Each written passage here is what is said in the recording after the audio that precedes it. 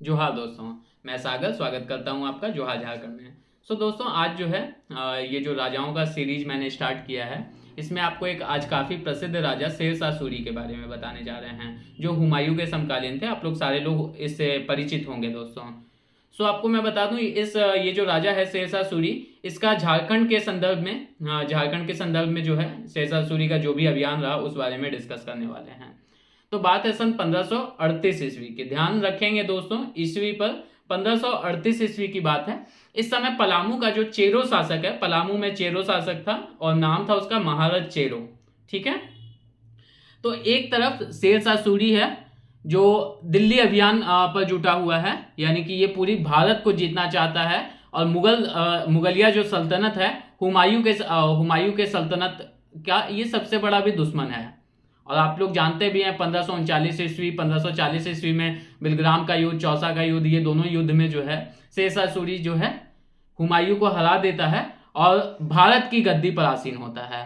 तो बात है 1538 ईस्वी की, जब ये ख्वाब देख रहा है शेरशाह सूरी कि वो भारत के सल्तनत का जो है सल्तनत पर वो राज करेगा। अब उस समय क्या है कि उसकी गैर मौजूदगी में एक राजा है, चेरो राजा, नाम है महाराज चेरो। इसकी गैर मौजूदगी में इसकी जो भी, अगर मैं बात करूं, राज्य में आक्रमण करता है, लूटता है, यानी लूटपाट मचाता है बेसिकली। तो अब आप खुद से बताइए, जब शेरशाह सूरी को इस बात का पता चला तो शेरशाह सूरी कहता है कि एक तरफ तो हम भारत विजय का सोच रहे हैं और दूसरी तरफ टुटपुटिया सा एक छोटा सा क्षेत्र का राजा है, ये आ रहा और मेरे शिविर में घुस के हम ही लोग को लूट के जा रहा है, ऐसा पॉसिबल है क्या? तो इसलिए क्या है कि शेरशाह सूरी ने एक अभियान किया जिसमें सैन्य अभियान के बेसिस पर क्या है कि महाराज चेरो को इसने हरा दिया। और एक काफी, अगर मैं बात करूं, काफी प्रसिद्ध हाथी है, नाम है इसका श्याम सुंदर हाथी, है ना। श्याम सुंदर हाथी का भी एक बार आपको मैं बता दूं क्या इसका विशेषता है। ये सफेद रंग का एक हाथी था जो अपने ऊपर कभी भी गंदगी जमा होने नहीं देता था। काफी आकर्षक भी था ये हाथी। चेरो राजा से, यानी कि महाराज चेरो से शेरशाह सूरी के सैन्य अभियान में ये श्याम सुंदर हाथी जो था ये भी छीन लिया गया और साथ में जो है शेरशाह सूरी ने परास्त कर दिया महाराज चेरो को। ये बात है 1538 ईस्वी की। अब थोड़ा सा आगे आते हैं दोस्तों, 1539 ईस्वी में एक युद्ध होना है। ये युद्ध चौसा का युद्ध है।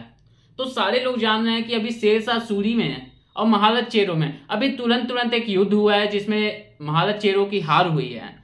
तो इस हार का बदला वो चुपचाप बैठकर तो नहीं लेगा। हार का बदला कहीं ना कहीं महाराज चेरो लेगा।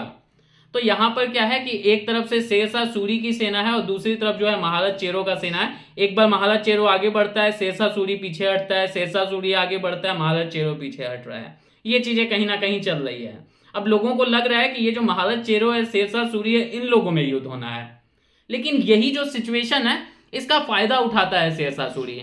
और बात ऐसा है कि महाराज चेरो से ये युद्ध नहीं करता है। सारे लोग सोच रहे हैं ये महाराज चेरो के साथ बिजी है, लेकिन इसी चीज का फायदा उठा के ये सीधा हुमायूं यानी मुगलिया सल्तनत पर आक्रमण करता है और हुमायूं को परास्त कर देता है।